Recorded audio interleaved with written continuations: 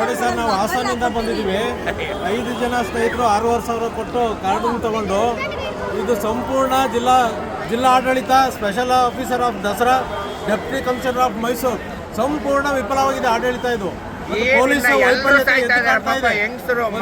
ಬರ್ಲಿಕ್ಕೆ ಒಂದು ಸರಿಯಾದ ಒಂದು ವ್ಯವಸ್ಥೆ ಇಲ್ಲ. ಈಗ ನೋಡಿ ಗೇಟ್ನಲ್ಲಿ ಈಗ ನಮ್ಮ 16,000 ಜನ ನಿಂತಿದ್ದಾರೆ. ಈಗ ನಮ್ಗೆ ಏನಾದ್ರು ಕಾಲ್ ತುಳಿತ ಅಂದ್ರೆ ಅದಕ್ಕೆ ಹೊಣೆ ಯಾರು? ಏನಕ್ಕೆ ಬರ್ತೀವಿ? ಪೊಲೀಸ್ ಅಧಿಕಾರಿಗಳು ವೈಫಲ್ಯ ಆಗಿದೆ.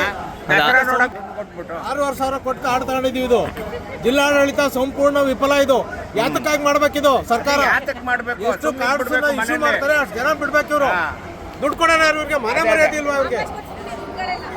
ಈಗ 12 ಗಂಟೆಗೆ ನಾವು ಗೇಟಿಂದ ಈ ಗೇಟಿಂದ ಒಳಗಡೆ 12ರಿಂದ ಇಲ್ಲಿ ಹೋಗಿದ್ವಿ. ಸರ್ಕಾರ ಏನು ವ್ಯವಸ್ಥೆ ಮಾಡ್ತಿದೆ? 2.5 ಗಂಟೆ ಕುಡಿಯಕ್ ನೀರಿಲ್ಲ, ಮನೆ ಮರ್ಯಾದೆ ಮೇನ್ ಒಂದ್ ಶೌಚಾಲಯಗಳಿಲ್ಲ, ಏನ್ ಪಬ್ಲಿಕ್ಸ್ ಅಂದ್ರೆ ಅಲ್ಲಲ್ಲ ಎಂತದ್ದು ಇಲ್ಲ.